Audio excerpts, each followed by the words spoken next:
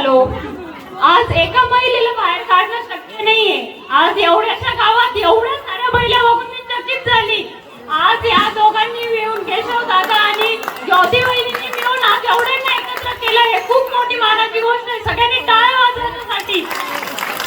आणि एक छोटंसं गाव आज त्यांनी एवढे सगळे एकत्र गोळा केले. त्याच्यानंतर अनेक स्पर्धा ठेवल्या, रांगोळी स्पर्धा ठेवल्या.